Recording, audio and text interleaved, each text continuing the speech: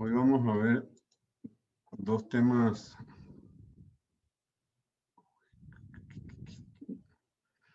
súper importantes para el curso. El primero es, terminamos de ver las diferentes categorías que la UICN ha establecido a nivel global como un elemento orientativo para los Estados miembros de la UICN, es decir, no son... la UICN no dice nada que sea vinculante legalmente, sino que más bien alimenta decisiones particulares de los estados. Después vamos a ver cuál es el proceso legal que hay que hacer en Costa Rica para crear un área silvestre protegida. Y finalmente vamos a ver cuáles son las áreas silvestres protegidas que existen en Costa Rica y en qué se parecen con esta clasificación que propone la UICN, la Unión Internacional para la Conservación de la Naturaleza. En la sesión pasada ya habíamos visto las primeras categorías de UICN. Aquí tenemos en la pantalla la categoría 1A, que es la Reserva Natural Estricta, que es, digamos, la categoría de máxima protección que existe en UICN. Habíamos visto también la categoría 2, que es el Parque Nacional, que define la UICN. Yo había hecho un énfasis importante en entender entonces a través de esto que no, cuando oigamos en diferentes realidades nacionales, es decir, cuando estamos trabajando a nivel internacional en temas de manejo de áreas silvestres protegidas, cada vez que oímos Parque Nacional, tenemos que evitar la simpleza de pensar que todos los parques nacionales en todos los países funcionan como funciona en Costa Rica. De hecho, aquí pueden ver perfectamente que la UICN dentro de los círculos pone 3 tipos de actividades diferentes, que es la preservación, le llaman, que sería la conservación más estricta de especies y diversidad genética, el turismo y la recreación como una segunda actividad, y finalmente mantener los servicios ecosistémicos, que para la lógica de la operación de los parques nacionales en Costa Rica,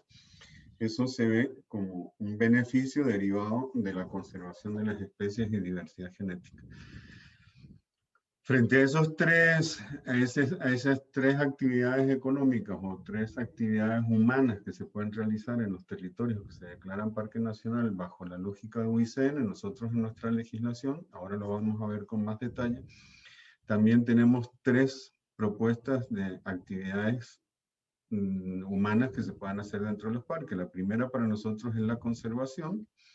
que es esa preservación de especies y diversidad genética, que lo caracterizamos a través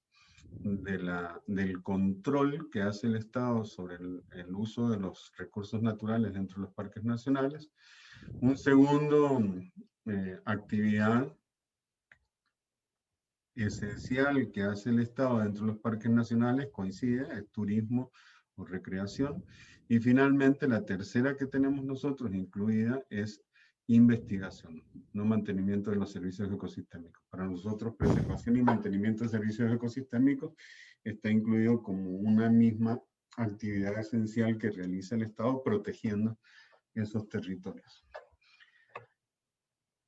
Si nosotros vamos a estados o si nosotros vamos a otros países, vamos a encontrar definiciones totalmente diferentes, incluso con objetivos primarios y otros objetivos distintos. Yo les puse como ejemplo ahí los parques nacionales que existen en Estados Unidos, y también les mencioné que existen países en América Latina donde dentro de los parques nacionales se pueden establecer actividades económicas de diferente índole. Vamos a la tercera categoría que establece UICN de áreas silvestres protegidas, y vemos aquí que el monumento natural, que no tiene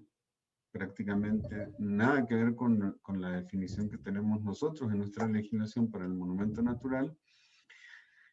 considera de nuevo 3 tipos de actividades económicas diferentes que están basadas igual, turismo y recreación, es que prácticamente lo mismo en estas dos esferas que en el Parque Nacional. Y le agregan una nueva actividad que también está muy relacionada con el control del uso de los recursos naturales dentro de la definición de parques nacionales, que es protección de características naturales y culturales específicas. Noten, por favor, que aquí empiezan a aparecer los aspectos culturales permanentemente dentro de las definiciones de UICN. Este monumento natural de UICN habla de que son áreas silvestres protegidas creadas para proteger formaciones de tierras, montes marinos, cavernas submarinas, algún rasgo geológico importante, un componente coralino específico, o digamos que cualquier formación biológica o geomorfológica que se distinga del resto del territorio. La idea es que se protegen estos rasgos naturales que son sobresalientes, y en virtud de poner el foco sobre esos rasgos naturales se pueden gestionar y conservar la biodiversidad y los hábitats que aparecen ahí asociados a ella. Tenemos, ¿por qué me aparece esta cosa?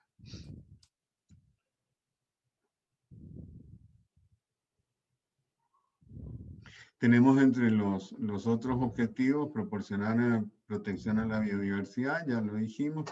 proteger lugares particulares que pueden tener valor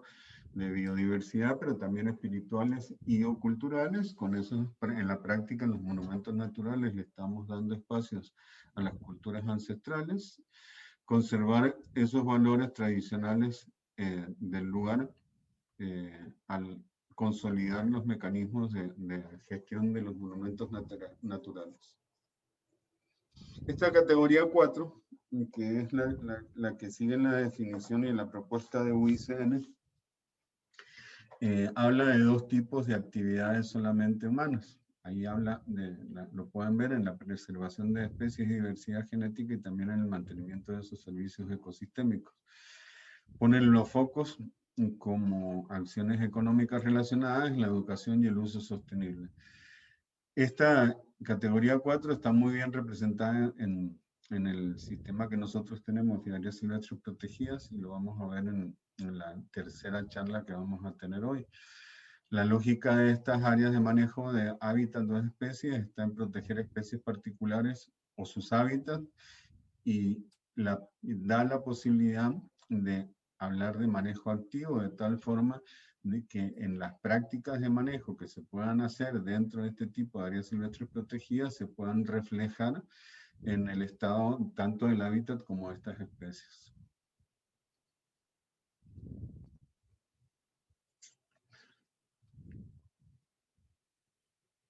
Existe como objetivo primario mantener, conservar y restaurar especies y hábitats. Nótense, por favor, creo que lo habíamos hablado en algo en la clase anterior o la clase anterior, de que en esta definición se empieza a hablar de restauración. Eso significa, y siempre cuando hablamos de restauración, estamos hablando de que nosotros, la población humana, mete la mano activamente con una ruta definida. Es decir, cuando vamos a hacer acciones de restauración en el territorio, lo primero que tenemos que hacer es primero fijar a dónde queremos regresar. Restaurar significa volvernos hacia atrás con un reflejo claramente establecido de hacia dónde queremos llegar, y en virtud de eso, de hacia dónde queremos llegar y cuáles servicios ecosistémicos o beneficios queremos obtener del ecosistema, vamos a tomar las decisiones de manejo que hace falta para llegar ahí. De tal forma que de aquí en adelante todas las propuestas de creación o de áreas silvestres protegidas que plantea la UICN van a generar posibilidades para las acciones humanas de manejo activo. Los objetivos van a estar relacionados con proteger los patrones de vegetación, otros rasgos biológicos, o mantener en el mejor estado de conservación posible, pensando en esos beneficios o servicios ecosistémicos que queremos recibir de estos hábitats, puede operar tanto en territorio terrestre como en territorio marino, y también permite desarrollar tanto actividades de observación o de disfrute de la naturaleza, como también beneficios como la educación se deben obtener de este proceso de manejo del territorio. También aquí caben los PANUS que se crearon recientemente, que nos tienen a nosotros con un brete pendiente dentro del curso. Y esto, digamos que implica claramente que cuando hablamos en esta categoría de manejo, estamos hablando también de que podemos llegar al ámbito urbano para hacer la gestión de los recursos naturales. La categoría quinta es una categoría donde aparecen tres tipos de actividades. Fíjense que el turismo y recreación siempre es algo presente en todas las categorías prácticamente. La primera es la única donde el turismo y la recreación no es considerada una categoría, una actividad económica fuerte. En este caso, los otros dos focos están puestos tanto en las características naturales y culturales específicas, y se intenta preservarlo. Eso quiere decir protegerlo de la desaparición, y al hablar de mantenimiento de estos atributos, está hablando claramente de que estamos gestionando o manejando activamente los recursos y los bienes naturales y los bienes comunes que están dentro de las áreas silvestres protegidas que caigan en esta categoría quinta. Habla de que estas son áreas donde hay interacción de la gente y de la naturaleza, en virtud del tiempo de habitación de nuestra especie. Digamos que es nada el tiempo de permanencia de esta relación, pero esa relación,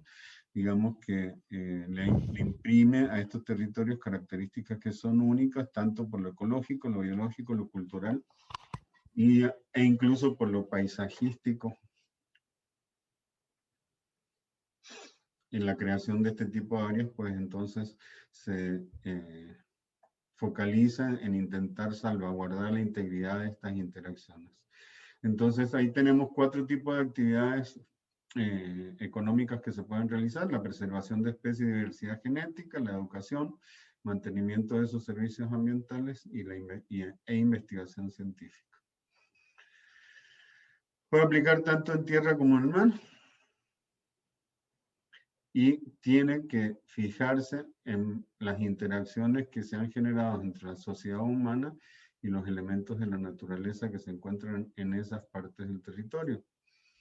La idea de que existan estas áreas silvestres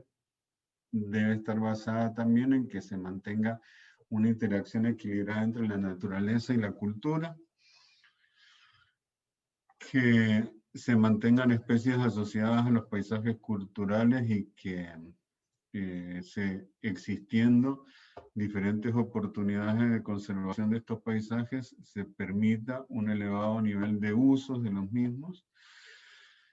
También que sean sitios para usos recreativos y de turismo, es decir, que no van a estar cerrados nunca, que proporcionan productos naturales y servicios ambientales. Cuando proporcionan productos naturales y hay manejo activo, estamos diciendo de que se puede cosechar ahí adentro, tanto por producción humana como también por uso de recursos naturales disponibles, que asocian la gestión de los elementos de soporte de la vida también con el patrimonio natural y cultural que contienen, que fomenten la conservación de la agrobiodiversidad y la biodiversidad acuática, y que en definitiva se establezcan como modelos de sostenibilidad para aprender en estos laboratorios de sostenibilidad cómo pueden usarse los recursos y demostrar de que podemos coexistir de una manera racional con la naturaleza y con los recursos naturales que nosotros usamos. La sexta categoría, que ya termina siendo la más laxa de todas, vemos de nuevo que hay un foco puesto en proteger la naturaleza, pero también vemos claramente que a lo que habíamos visto antes, le sumamos al manejo del hábitat, a la conservación de los ecosistemas, los sistemas tradicionales de manejo de recursos naturales. Normalmente estas son áreas muy grandes. En Costa Rica nosotros no tenemos áreas tan extensas como para crear este tipo de territorios protegidos.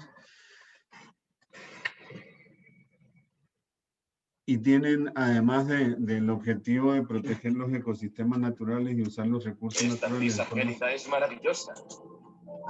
Opa. ¿Alguien tiene abierto un micrófono?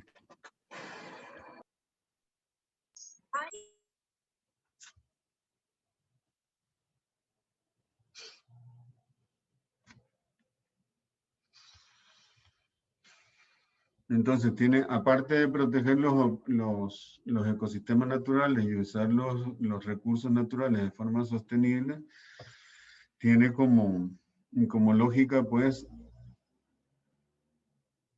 el satisfacer las necesidades de comunidades ancestrales o comunidades locales, generando beneficios sociales y económicos suficientes como para que haya un desarrollo adecuado de esas poblaciones.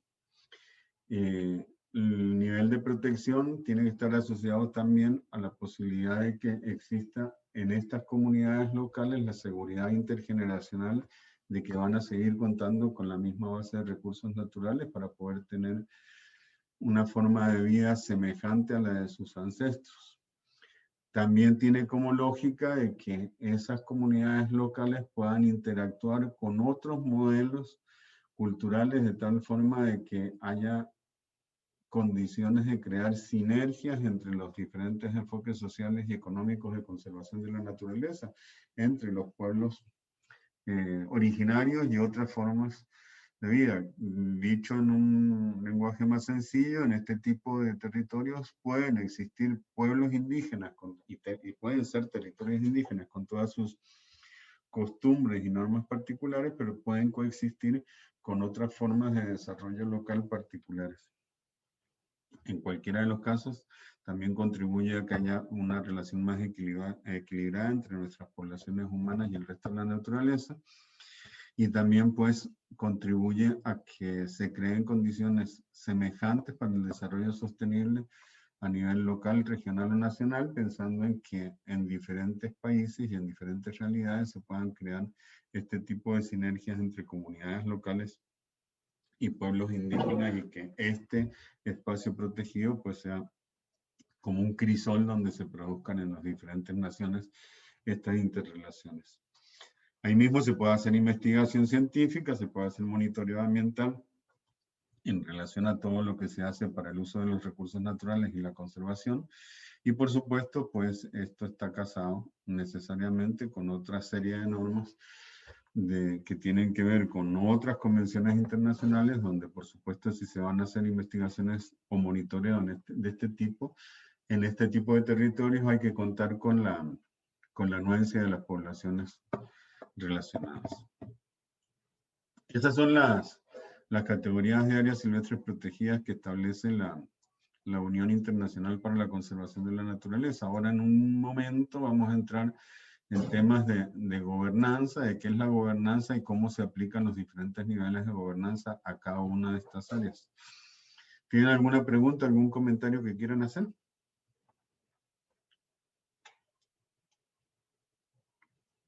Nada. Todo bien. Bueno. Voy a apagar la cámara porque estoy con poco ancho, Ana.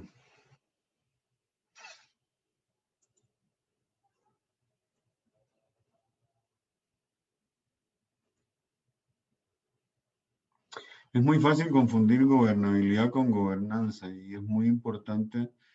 no caer en ese juego. Ahora, mientras hablemos de gobernanza, vamos a avanzar un toque en gobernabilidad. Pero en principio la gobernanza es un conjunto de factores muy amplio que incluye a personas, a formas culturales, a formas de organización, a responsabilidades, etcétera. Pero en la práctica, lo que tenemos que tener siempre a la mano mentalmente, en primera fila, en la sinapsis neuronal, cuando hablamos de gobernanza, en definitiva, lo que dentro de un área silvestre protegida, de lo que estamos hablando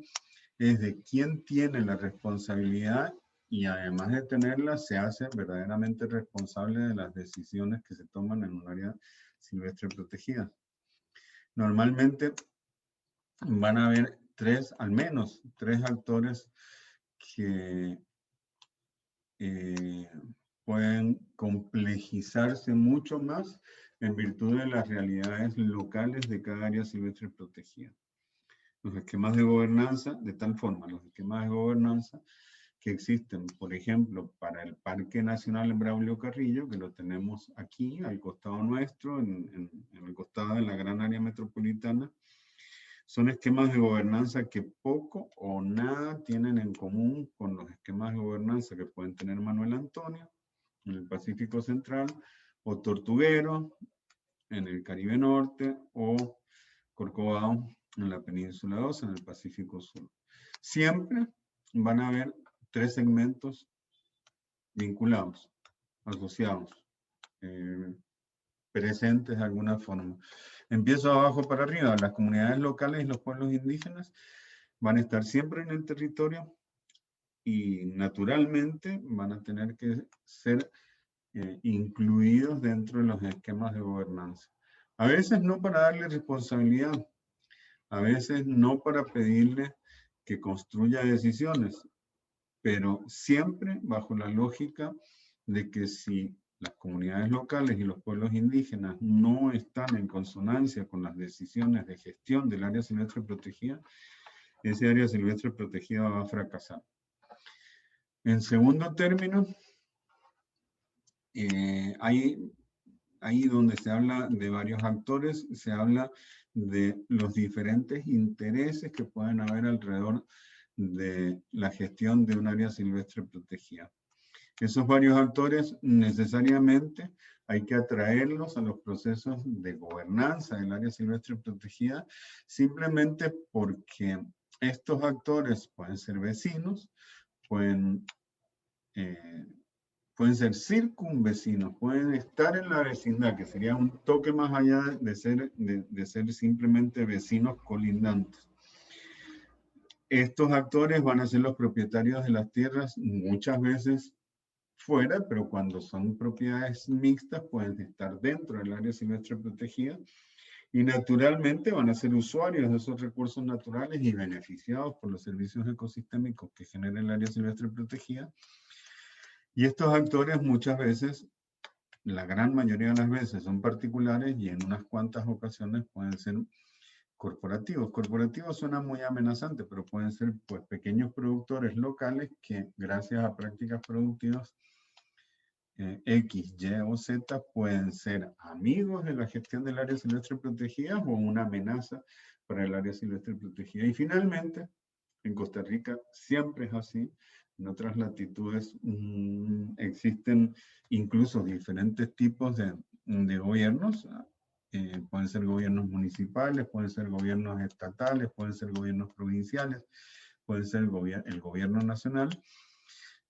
pero siempre prácticamente va a haber alguna forma de gobierno que se va a relacionar con el área silvestre protegida. Entonces, cada vez que hablamos de gobernanza, lo que nos tiene que venir a la cabeza es que quién tiene la responsabilidad y además quién se hace responsable de las decisiones que se toman sobre un área silvestre protegida, y siempre vamos a ver tres niveles.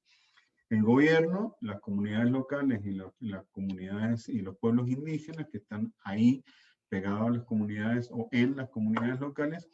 y finalmente muchos actores diferentes que interactúan ahí en esa franja gigante entre el gobierno y las comunidades locales, donde puede haber intereses privados, pueden haber intereses productivos, pueden haber intereses de investigación, pueden haber intereses corporativos, puede ser simples propietarios de la tierra, puede estar a favor o puede estar en contra del área silvestre protegida. Y finalmente, pues estos tres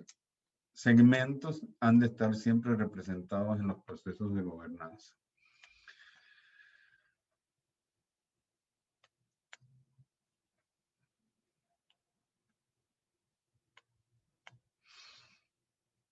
En función de la legislación y de las estructuras de gestión y los procesos de toma de decisiones particulares que suceden en cada territorio, no simplemente en temas de áreas silvestres protegidas, sino en general en el desarrollo de cada comunidad y en las condiciones culturales en que se desarrolla cada comunidad, se van a establecer los tipos de gobernanza. Entonces, el tipo de gobernanza siempre va a estar influido necesariamente por la legislación, pero es muy poca la legislación que reconoce, en Costa Rica por lo menos, los diferentes mecanismos de gobernanza. De hecho, el mecanismo más desarrollado de manejo compartido que tenemos en áreas silvestres protegidas está en el Parque Nacional Cahuita, y ese modelo de manejo compartido de un parque nacional que ya lleva 27 años de operación y que ha sido siempre cuestionado por organismos contralores como la Contraloría General de la República, pero siempre apoyado por el propio Ministerio de Ambiente, lo hace en un marco normativo sumamente débil y sin embargo existe. Ese tipo de gobernanza entonces va a estar determinado por la existencia de legislación. Nunca en los esquemas de gobernanza se puede hacer nada contra la legislación, pero no necesariamente hay que aferrarse 100% a lo que dice la legislación. Y también dentro de del tipo de gobernanza es donde se definen las estructuras de gestión y los procesos de toma de decisión. El tipo de gobernanza que se desarrolla haciendo uso de estas estructuras y procesos para tomar decisiones y de la legislación que compete, de ninguna forma puede cambiar la categoría de manejo. Es decir, el acto oficial de crear una categoría de manejo, que puede ser vía decreto o que puede ser vía decisión administrativa, pero que es una decisión de corte administrativo de un municipio, una provincia, un estado, va a ser quien defina los objetivos del área protegida y los objetivos del plan de gestión. Nótese entonces que el tipo de gobernanza que se realiza siempre va a tener que estar enmarcado en los objetivos del área protegida y los objetivos del plan de gestión, que no pueden ser modificados por el esquema o el tipo de gobernanza que hagamos. Igual, cuando se crea esa categoría de manejo y se ponen los objetivos de área protegida y los objetivos del plan de gestión, esto está supeditado a la definición del área protegida. Es decir, cuando y ahora lo vamos a ver en el formato que tenemos legal nosotros para crear áreas silvestres protegidas en el país, cuando se va a definir un área protegida, hay dos ámbitos de trabajo donde debe concentrarse la administración. Por un lado, en entender cuál es la base legal para crear esa área protegida. No es lo mismo crear un parque nacional porque nos aferramos a una definición diferente a una reserva forestal o a un refugio de vida silvestre, es decir, la base legal es indispensable y esa base legal tiene que estar en consonancia con el objetivo de declaración. Visto de forma de ejemplo, si nosotros queremos asegurar la supervivencia para siempre de un ecosistema y de cada uno de los componentes de ese ecosistema, y ese ecosistema es un ecosistema que brinda beneficios, servicios de ecosistemas, beneficios sociales y económicos, y se toma la decisión de crearlo como parque nacional. El objetivo de ese parque, de la creación de ese parque nacional, tiene que estar en consonancia con esta decisión de conservar para siempre ese territorio. No puede, si vamos a crear un parque nacional, no puede haber compromisos que vayan por debajo de la línea de declaración de un parque nacional. Entonces, cuando se define que se va a hacer un área silvestre protegida, se enmarca la decisión en qué tipo de área silvestre protegida va a ser. La declaratoria del área silvestre protegida tiene que tener objetivos que estén en consonancia con el tipo de área silvestre protegida que se va a hacer. Y finalmente, los objetivos de esa área silvestre protegida y las metas de gestión han de responder a ese objetivo declaratorio. Es decir, en síntesis, hay una acción administrativa estatal original que es definir, y esto se hace con base en estudios técnicos, con base a una serie de requisitos que están normados, es definir qué tipo de áreas silvestres protegidas y qué es lo que deseo conservar. En ese mismo acto se establecen los objetivos generales y específicamente las metas de gestión. Una vez que está hecho ese acto administrativo, vamos a caer en un área técnica, en un área gris, donde en función de la categoría de manejo que se definió, se van a definir cómo se hacen esos planes, cómo se van a alcanzar esas metas, es decir, cómo se planifica la gestión del área silvestre protegida y cómo los objetivos de creación se van a cumplir a través de esta. Y finalmente, en un tercer nivel, se establece el tipo de gobernanza que el área silvestre protegida va a tener.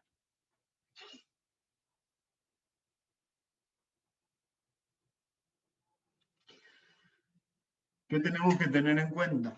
En el caso de UICN se establece que al menos el 75% del área protegida del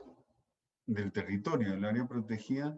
debe destinarse a cumplir con el objetivo de gestión que se definió para la categoría de manejo que estamos creando.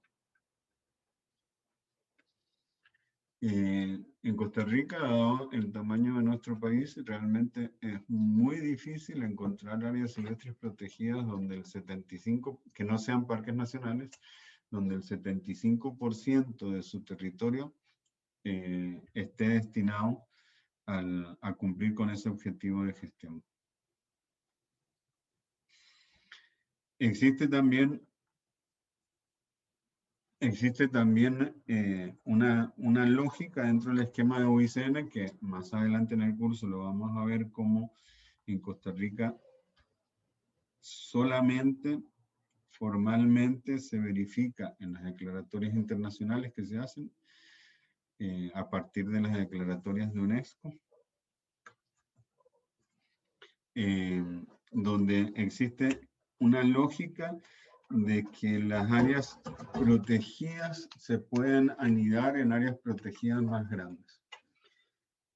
Cuando se hacen declaratorias territoriales de protección como las que realiza la UNESCO, sitios patrimonios de la humanidad, lo que se establecen son grandes territorios donde hay áreas de gestión de los recursos naturales y áreas particulares que están protegidas. Pero entonces se hace una declaratoria territorial grande, por ejemplo, en la cordillera, en el área de conservación Guanacaste es un sitio patrimonio de la humanidad y el área de conservación Guanacaste incluye a Liberia, incluye a Nicoya, incluye una serie de comunidades, llega hasta un pedazo de Upala, incluye una serie de comunidades de poblados de caseríos que quedan dentro de esa declaratoria del sitio patrimonio de la humanidad, pero las áreas protegidas donde realmente hay un plan de gestión y hay personal SINACA asignado y donde hay una declaratoria particular están dentro de ese área silvestre protegida. En la lógica de UICN, el tamaño del área que se va a conservar puede indicar perfectamente el tipo de categoría de área silvestre protegida. En la lógica nacional eso no es así. Nosotros tenemos refugios de vida silvestre, por ejemplo, el refugio de vida silvestre Barra del Colorado o el refugio de vida silvestre Maquenque o el humedal Terrabasierpe, que cada uno de esos es más grande que el Parque Nacional Braulio Carrillo o que el Parque Nacional Corcovado y sin lugar a dudas 3 o 4 veces, o 5 o 7 veces más grande que el Parque Nacional Manuel Antonio. El nivel de naturalidad de los ecosistemas antes de crear el área silvestre protegida sí es un elemento que es muy importante en Costa Rica para aplicar en las diferentes categorías de áreas silvestres protegidas que existen.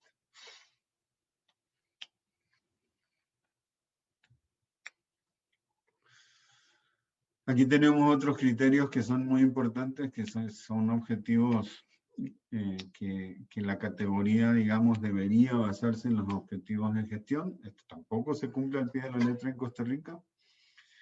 El segundo ya lo habíamos visto, y es que el objetivo de gestión se aplica al 75% del área protegida. El resto del área, si va a quedar dentro del instrumento de declaración del área silvestre protegida, además debería ser compatible con el objetivo principal de conservación. Eso se cumple siempre en las declaratorias nacionales. La categoría que se selecciona normalmente debería basarse en el objetivo de gestión primario definido para el área protegida. Bueno, y aquí tenemos uno de los ejemplos entonces que nos facilita ver este 75 y este 25%.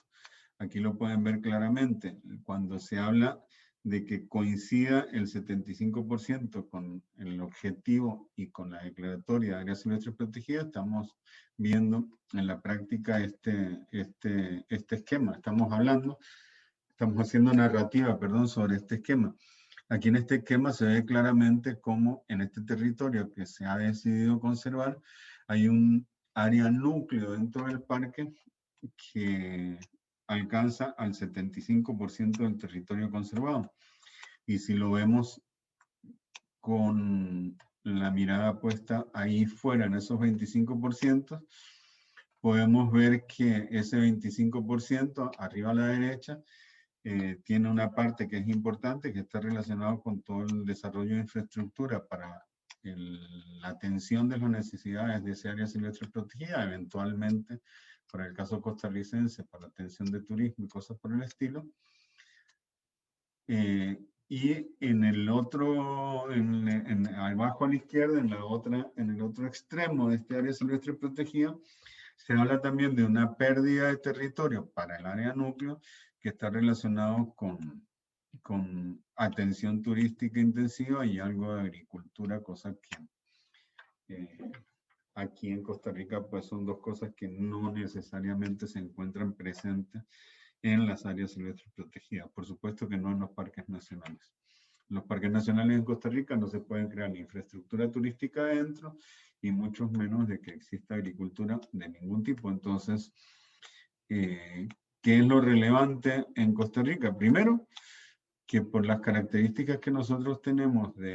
territoriales, que estamos en un país que es muy chiquitico, la creación de áreas silvestres protegidas normalmente no tiene la capacidad,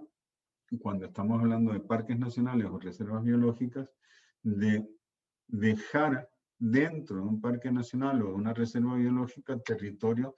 para otra cosa que no sea área núcleo. Por supuesto, siempre va a haber, y especialmente en los momentos de creación, un cordón en el perímetro del parque o de la reserva nueva, donde va a haber un nivel de interacción con los vecinos importantes y que muy probablemente haya algún nivel de daño ambiental que precisamente la creación del parque tiende o pretende frenar o al menos recuperar el territorio que ha perdido en los servicios ecosistémicos. Si lo vemos desde la lógica de un parque nacional, entonces bajo la realidad costarricense nacional, lo que podemos ver, lo que podríamos ver en este mapa sería más bien un círculo o un anillo alrededor del perímetro del área silvestres protegidas que se crea. Y en el caso de un parque nacional, normalmente esta regla no va a ser de 75-25, sino probablemente que sea 85-15 o 90 días. En el caso de las otras áreas silvestres protegidas, que no son parque nacional ni reserva biológica, que son reservas forestales, refugio de vida silvestre de los tres tipos, humedales, monumentos naturales, panos y zonas protectoras, y las áreas marinas, nos vamos a encontrar muy probablemente con una diferencia inversa. Es decir, en todas estas otras áreas silvestres protegidas, donde sí se permite la realización de diversas actividades económicas, es más, donde hay pueblos completos adentro, donde hay comunidades con escuelas, con EBAIS, donde hay gente que realiza actividades económicas, donde hay gente que tiene industrias, lecherías, por ejemplo, donde hay gente que interactúa y que vive dentro del área silvestre protegida, la relación se va a hacer inversa. Muy probablemente las áreas núcleos de todo este tipo de áreas silvestres protegidas, si acaso lleguen al 25% del territorio conservado y el 75% sea tierra, territorio intervenido, pero que de alguna forma coadyuva y que tiene una relación ecosistémica con lo que estamos buscando conservar.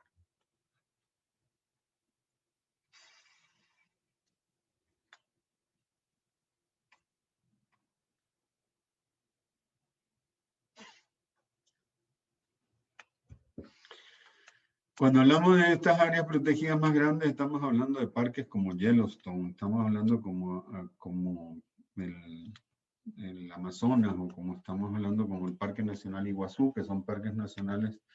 terriblemente grandes. No me acuerdo cuál estaba viendo yo. Bueno, no importa, no voy a darles un dato impreciso de un área silvestre protegida. Lo importante es que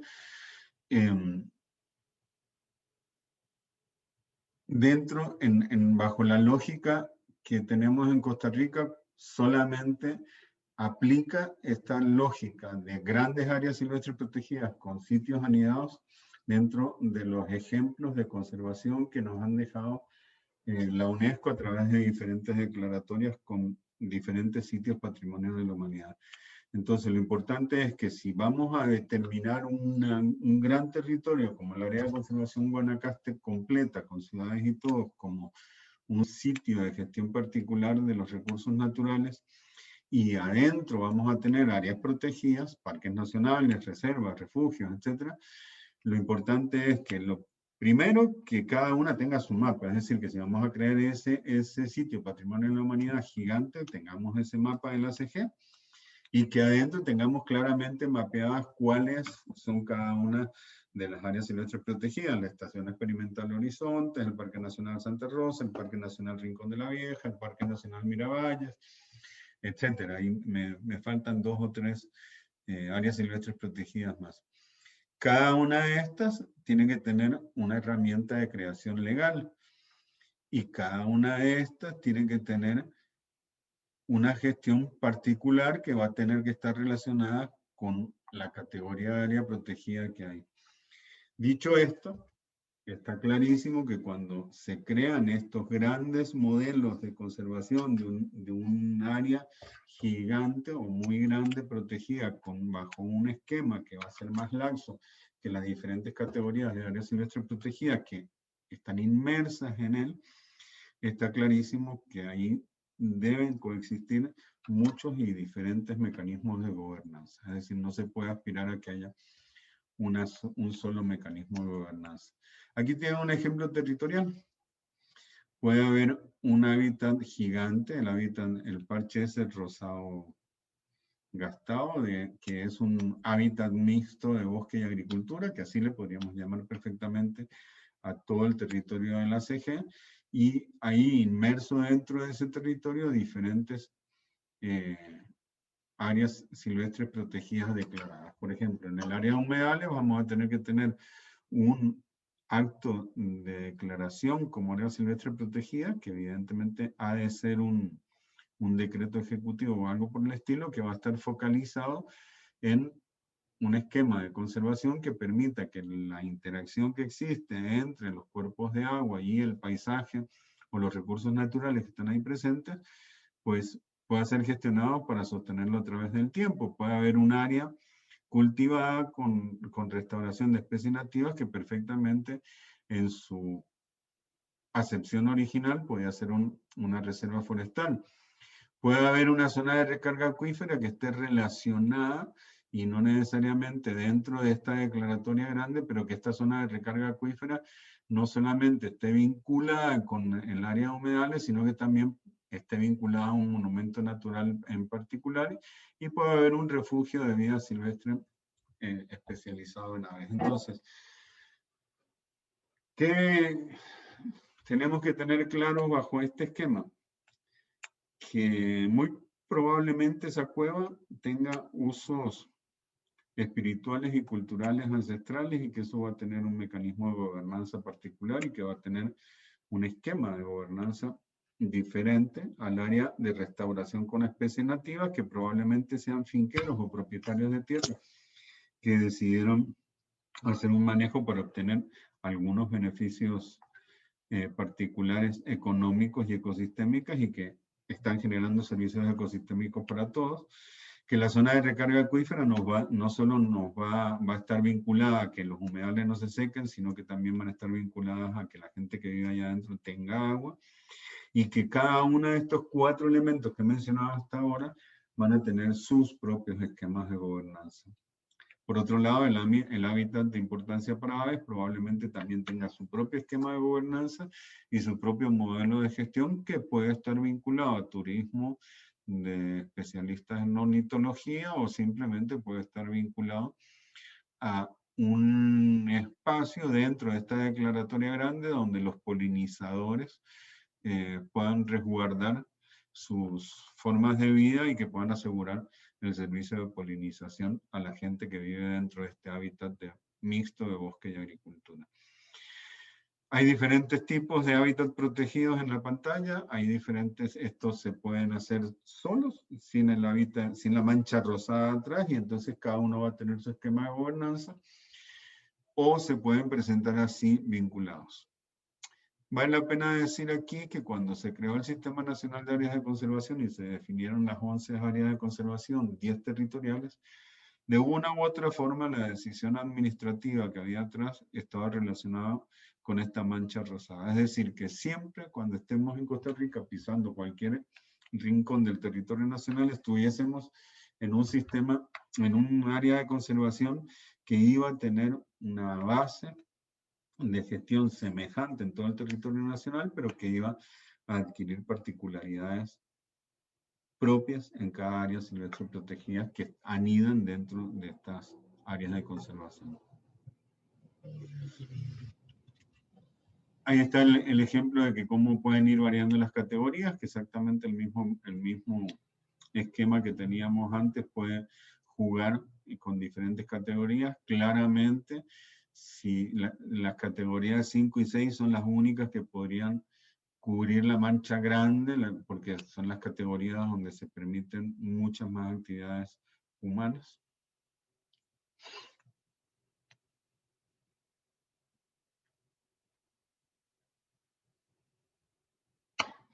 Y finalmente esto que parece ser la síntesis que nunca jamás nadie se lo va a poder aprender, y que no tiene sentido aprenderla de memoria estando disponible para ser consultada siempre. Tenemos de la 1A hasta la 6, 7 tipos, categorías de áreas silvestres protegidas que podemos, a las que el planeta entero, a través de sus diferentes gobiernos, puede echar mano para crear sus propias áreas silvestres protegidas. Fíjense que los gradientes que se producen están relacionados con el uso de los recursos naturales y no con el tamaño, porque se puede ver que tanto en la 1A como en la categoría 4 pueden haber espacios reducidos, espacios pequeños, a pesar de que la naturalidad de los procesos que suceden ecológicos dentro de esos territorios vayan siendo cada vez más laxos a medida que vamos bajando en la numeración. La forma más fácil de ver esto está precisamente en esta filmina. en la medida en que queremos mantener condiciones más naturales, vean las flechitas abajo, nos podemos mover en un mundo de gestión del territorio y gestión del desarrollo de las poblaciones y de las sociedades que están marcados dentro de áreas protegidas. Y ahí van a ver cómo la línea de modificación ambiental, en la medida en que estamos sigo en el área, en la mitad izquierda de la pantalla, en la medida en que menos cambiamos el ambiente, que generamos menos modificaciones ambientales, estaríamos siempre en las condiciones más naturales. Por eso esa curva va de abajo a la izquierda a arriba a la derecha, y a medida que va aumentando la modificación ambiental, pueden ver cómo van subiendo los números de las categorías de gestión de UICN para llegar a 4, 5, 6, que son las categorías donde las condiciones naturales ya empiezan a sufrir intervenciones humanas. Intervenciones humanas que no significan la desaparición de los ecosistemas originales, que simplemente significa que cada vez hay más gestión de los recursos naturales y probablemente eso implique que haya más altos niveles de producción en esas partes del territorio. Cuando salimos de estas condiciones naturales afuera de las áreas silvestres protegidas, es que ya nos encontramos que la línea de modificación ambiental se agudiza cada vez más, es decir, que va a haber cada vez más artificialización de los ecosistemas. Listo, terminamos esta primera clase y que